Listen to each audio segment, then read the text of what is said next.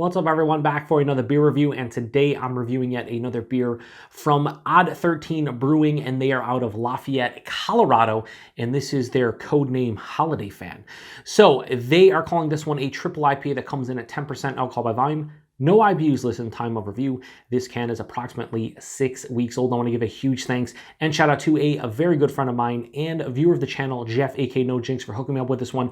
I'll post a link in the description box to the beer mail unboxing video I did that contains all the goodies Jeff sent my way. He sent me 2 Odd13 beers. I already reviewed the first one, which was their PaTroll. Damn good beer. And this one intrigues me because when it comes to triple IPAs, outside of like, you know, the big triple IPA producers that I drink, like Other Half, for instance, a lot of them aren't the greatest. They're not my favorite, but we'll see. We'll see how this one is. So on the back of the label here, it says Codename Holidayfan is the most ridiculous variant of Codename Superfan that we have ever released. It's an insanely hazy juice bomb loaded with Citra, Simcoe and Ekuanot hops, but especially Citra. Happy holidays, my friends. So yeah, pretty cool. Like I said, their hop troll, fantastic. So I guess this is basically a New England style triple IPA, and that sounds good to me. I'll give it a little bit of a roll. I did off camera, but it's been a couple minutes, so give it another proper roll here and give it a crack and a pour. So I do appreciate this being in a 12-ounce can instead of a 16-ounce can, you know, considering it's 10% ABV. So now this does not look as hazy as their other one. It's definitely hazy, but it doesn't have like the milky, crazy look that a lot of you know, New England style beers have. But in general, yeah, definitely hazy. So it's a deeper, darker orange type of color. Yeah, it's hazy, can't lie. Has about a finger of an off-white creamy colored head. So yeah, that has a deeper like honey orange color that a lot of triple IPAs from Other Half have, at least that I've reviewed. So let's get nose. Whew, what is that? Ooh, I'm getting a really dank, stinky kind of fruit, like an overripened pineapple, or maybe, yeah, like a papaya, like a really fleshy, overripened papaya. Some underlying citrus characters, orange, tangerine, dare I say tangelo. Yeah, that papaya, what I seem to be like a honeydew melon, like a not quite rotten or like Here's the thing. When I say overripened a lot, I mean it's past the point of its prime being ripe, but it's not to the point where you're going to trash the fruit. It's kind of somewhere in between, and that's what I'm kind of getting here. It's like a stinky, but not stinky, dank, almost like sticky kind of like papaya, honeydew melon type of thing. Underlying bready malt character, almost honey-esque. Little bit of a dank character as well. Yeah, you know what? It's giving me like a straight up marijuana vibe. It has like a dank herbaceous kind of quality to it that is reminiscent of that. Yeah, this is sticky, this is dank, this is sweet, honeydew melon, papaya. Definitely smells sweeter, but that dank herbaceous character kind of breaking up the monotony of the sweetness. Yeah, quite different than what I've been drinking lately. Smells fucking pretty good, but unique. Let's get into it. Cheers, everybody, and thanks again, Jeff.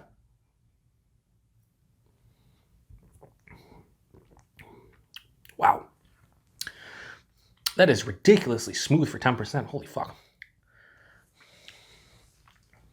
As you can see, I kind of just reacted. Honeydew melon, for sure. Maybe even a little bit of cantaloupe.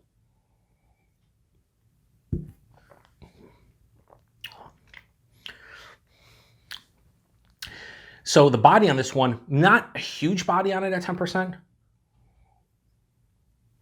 Like medium to higher side of medium body, but it works for me. It makes it way more drinkable. The mouthfeel on this one is soft, it's smooth, it has New England-esque qualities to it. Right up front though, tons of malt character. It's bready, honey, almost like honey drizzled bread. And it's very juicy and mouth puckering. I'm just, So right up front, you're hit with that like honey bread type of thing, passes through the palate. There's a lot of things going on mid-palate. Like this is one of the more complex mid-palate beers. There's that honeydew, overripened honeydew and papaya. The dankness, the marijuana type of like dank quality to it kind of hits as well. They intertwine. It makes for a very interesting, unique kind of character midway through the palate. Underlying orange, tangelo, tangerine, sweeter orange, citrus vibes omnipresent throughout the entire palate. The finish on this one, semi-dry, decent residual sweetness, and like a mild to moderate bitterness. There's a touch of like a alcohol stringency on the back of the palate. Very minute, very small, just slightly noticeable, but it kind of works in this situation, I think.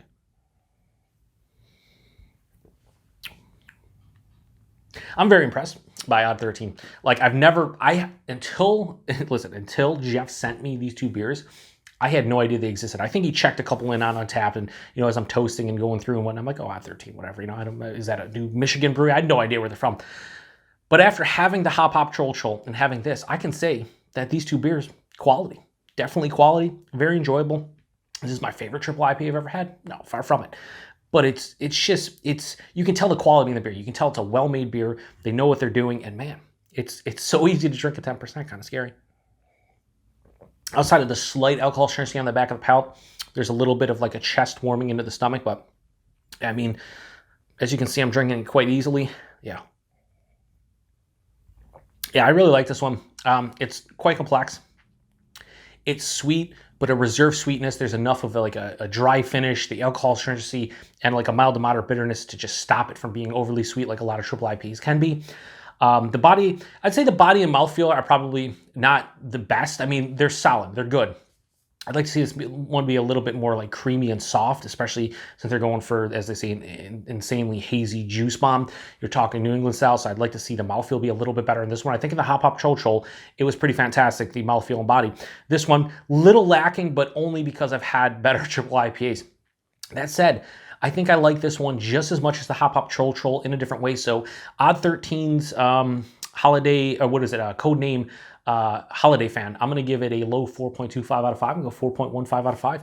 Again, a damn quality beer, really good. If you live in Colorado and anywhere close to Lafayette, I would say you probably already know about this if you're watching my reviews, but if you don't, Odd13, 2 beers I had for them. They're 2 for 2, and I can't thank Jeff enough for sending me both of these beers my way because, like I said, no idea they existed, and now I want to try more from them. Let's just say that. So pretty cool stuff. Price and availability, this is where I have no idea because Jeff sent them my way. I have no idea on either of them. So Jeff, you want to chime in if you get them in your area or if you traded for them or whatever the case may be, and the price point as well. Again, a 6-pack would probably, something like this, run probably in the $20 to $24 range, I would imagine. I don't know.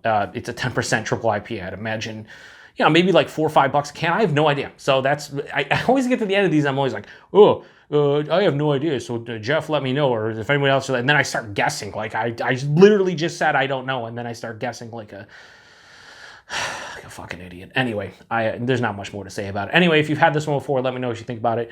Appreciate everybody stopping by for another beer review here on the Beer Patrol. Thanks again to Jeff for hooking me up with both of the Odd13 beers. To the next one. Cheers.